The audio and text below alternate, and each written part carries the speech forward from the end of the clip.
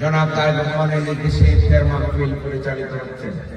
কারণ বিএনপি গণমানুষের দল। বিএনপি আমি আপনার মতো খেটে খাওয়া মানুষ, দিন মজুর, শ্রমিক, কত দরিদ্র দুস্থ সর্বস্তরের সমাজের যে সকল নাগরিক আছেন তাদের ভালোবাসার দল বিএনপি। বিগত 17 বছর বিশেষ পরিস্থিতির কারণে বিএনপি তাদের যে প্রাণ এদেশের সাধারণ জনগণ তাদের পাশে নিয়ে দাঁড়াতে পারে নাই, যার প্রতিশ্রুতিতে আজকের এই বিশেষ দিনে আমার নেতা জনাব তারেক রহমান নির্দেশ দিয়েছেন বিএনপির নেতা কর্মীদের এই রমজানে কোনো আড়ম্বরপূর্ণ কোনো কর্মসূচি ইফতারের নামে হবে না। ইফতার মাহফিল হবে, দোয়া মাহফিল হবে। তাদের সাথে এই দেশের সাধারণ জনতার সাথে যারা বিএনপিকে ভালোবাসে, তারেক রহমানকে ভালোবাসে, বাংলাদেশকে ভালোবাসে তাদের সাথে। সুতরাং যারা তারেক রহমানকে ভালোবাসেন, বিএনপিকে ভালোবাসেন, ওই সকল নেতৃবৃন্দ আপনারা মানুষের কাতারে চলে যান, মানুষের সাথে তাদের জায়গায় গিয়ে দেখা করেন, তাদের সাথে কুশল বিনিময় করেন, তাদেরকে তারেক রহমানের সালামটা পৌঁছে দিন। সেই দায়িত্ব আমি ধারাবাহিকভাবে আমরা বিভিন্ন গ্রাম ওয়ার্ড ইউনিয়নে আমরা করে যাচ্ছি।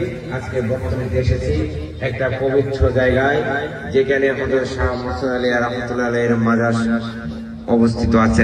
ওই মাজারের প্রাঙ্গণে আমরা মিলিত হয়েছি।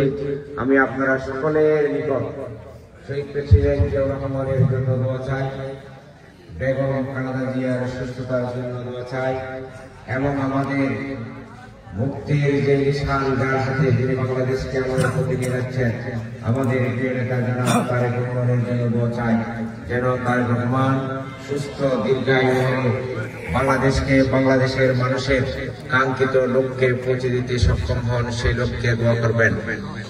আমি যেটা আপনাদেরকে আজকে বলতে চাই, আপনাদেরকে দেখে সত্যি আমি খুবই আনন্দিত।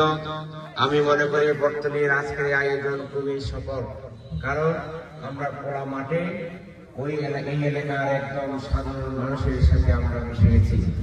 আমরা আপনাদের চেহারা দেখতে বুঝি আপনাদের মনোবাসনা কি, সেই লক্ষ্যে বলতে চাই আপনারা সবাই বিএনপিকে ভালোবাসেন, শহীদ জিয়াকে ভালোবাসেন, শহীদ প্রেসিডেন্ট জিয়াউর রহমানের সন্তান তারেক রহমান, যিনি আজকে বাংলাদেশকে নেতৃত্ব দিচ্ছেন, আগামীতে নেতৃত্ব দিবেন ইনশাআল্লাহ আপনাদের দোয়ায়। যদি আপনারা তারেক রহমানকে আপনাদের সেবা করার সুযোগ দেন, বাংলাদেশকে বিনির্মাণের সুযোগ দেন, আমার নেতা কর্তৃক ঘোষিত 31 দফা ইতিমধ্যে ঘোষিত হয়েছে বাংলাদেশের মানুষের মুক্তির লক্ষ্যে, তারই আলোকে সমাজের সর্বস্তরের মানুষের জীবন জীবিকা, মান সম্মান নিয়ে বসবাস, অবস্থান নিয়ে বসবাস, ন্যায় বিচার, সামাজিক বৈষম্য দূরীকরণ, সর্বস্তরের মানুষের একটা আধুনিক সাম্য মানবিক দেশ গঠনে যাহা কিছু প্রয়োজন, তারই আলোকে আগামীতে বাংলাদেশকে সেবা করার লক্ষ্যে তারেক রহমানকে সেই সুযোগ আপনারা প্রদান করবেন। আগামীতে যে নির্বাচন, আমরা সেখানে অতি দ্রুত বাংলাদেশে নির্বাচিত সরকারের কাছে আপনাদের মতামতের ভিত্তিতে আপনাদের মনোনীত ব্যক্তির কাছে রাষ্ট্র পরিচালনার দায়িত্ব যাবে। সেই পরিক্রমায় আমরা আপনাদের কাছে বাংলাদেশ জাতীয়তাবাদী দল বিএনপির জন্য আপনাদের গোছায় তারেক রহমানকে দেশ সেবার সুযোগ দেওয়ার জন্য আপনাদের কাছে আমরা আহ্বান জানাই।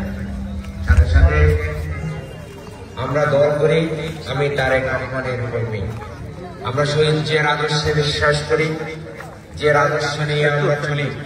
কিন্তু আজকে যিনি আমাদেরকে নেতৃত্ব দিচ্ছেন তিনি আমাদের মহান নায়ক, মহান নেতা জনাব তারেক রহমান। তারেক রহমানের আদর্শ কি, তারেক রহমানের কর্ম কি, সেটা প্রতিফলিত হবে আমি আপনার মতো যারা তারেক রহমানের কর্মী আছে তাদের কর্মের মাধ্যমে। এই যে কিছুক্ষণ আগে আমার ভাই মোহাম্মদ মঞ্জু যেহেতু বটতলীতে আছি, তাই এই কথাটা আপনাদের সাথে